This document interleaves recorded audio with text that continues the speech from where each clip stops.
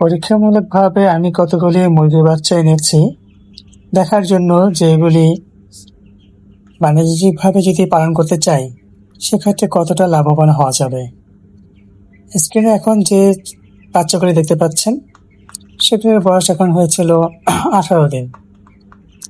18 দিন বয়সে সবগুলি বাচ্চাই আল্লাহর রহমতে সুস্থ আছে। এদিকে আমি রেডিমেড ফিড দিচ্ছি, যদিও খাবারের বেশ দাম, প্রতি কেজির মূল্য 60 টাকা থেকে 70 টাকা হয়ে থাকে। তো এদেরকে আমি ভ্যাকসিনও দিচ্ছি, সাধারণত রানীক্ষেতের ভ্যাকসিনই দিয়েছি, আর গাম্বুর ভ্যাকসিনটা এবার দিব না বলে ঠিক করেছি। আশা করি আল্লাহর ইচ্ছা এরা সুস্থ থাকবে।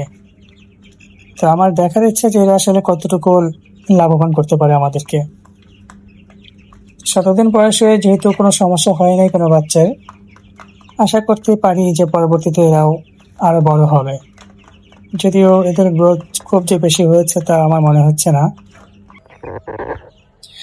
এখন আবার যে বাচ্চাগুলি দেখতেছেন এগুলি সেই বাচ্চাই, কিন্তু আজকে এদের বয়স হয়েছে 4 সপ্তাহ, তার মানে 28 দিন।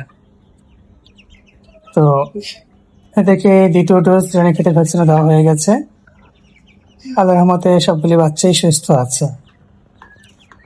তো আমরা যখন বাজারে কোনো কিছু কিনতে যাই স্বাভাবিকভাবেই মনে হয় যে সব কিছু জিনিসের দাম বেশি, কিন্তু আসলে উৎপাদন করতে কত খরচ হয়, সেই জিনিসগুলির দাম কি আসলেই বেশি নাকি দাম স্বাভাবিক, সেটা বুঝতে হলে আসলে নিজেকেই উৎপাদন করে দেখতে হবে। সেই উদ্দেশ্যে আমি নিজেই বাচ্চা পালন করতে শুরু করেছি। কতগুলি মুরগি বাচ্চা এনে দেখতেছি আমি আসলে এদের খরচ আসলে কত পড়ে। মুরগি বিক্রেতারা যে আসলে, মানে বিক্রেতা বলতে এখানে আমি ব্যবসায়ীদের বলতেছি না, যারা আসলে উৎপাদন করেন, যারা মুরগি পালন করেন, তারা আসলে কতটুকু লাভ করতে পারেন সেটাই আমার দেখার উদ্দেশ্য। আর যেহেতু জীবন্ত একটি প্রোডাক্ট, তাই এটা যে কোনো সময় মারাও যেতে পারে।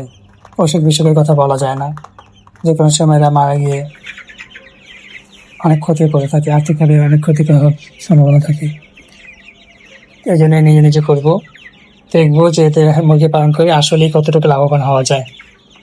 আমি লাভবান হই বা আমি ক্ষতিগ্রস্ত হই, আশা করি আপনাদের সাথে আমি সেটা শেয়ার করব। এবং অনেকেই আছেন যারা মুরগি পালন করতে চান কিন্তু শুরু করতে পারেন না, শুরু করেও অনেকে লসের সম্মুখীন হয়েছেন। এই জন্যই আসলে দেখার উদ্দেশ্য যে মুরগি পালন করে আসলে লাভবান হওয়া যায় কি না। তো খাবারের যে দাম সেই তুলনায় খুব যে একটা লাভ হবে তা আমারও মনে হচ্ছে না।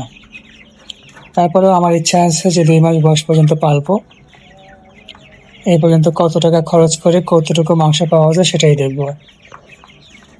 আমি অবশ্য মাত্র 50টা এনেছিলাম, এই 50টাতে আমাদের নিজেদেরই লেগে যাবে। তাছাড়া এগুলি কিন্তু বড় হলে ডিমও দিবে, মুরগিগুলি আর কি। তাই মোরগগুলি হয়তো আমরা আমাদের পারিবারিক চাহিদা, মাংসের চাহিদা পূরণের জন্য নিয়ে নিব। আর মুরগি যদি যে কটা থাকে সেগুলি পরবর্তীতে ডিমের জন্য রেখে দেবো বলে আশা করি। আর ইদানিং বাজারে তো মুরগির ডিমের দামও অনেক কম।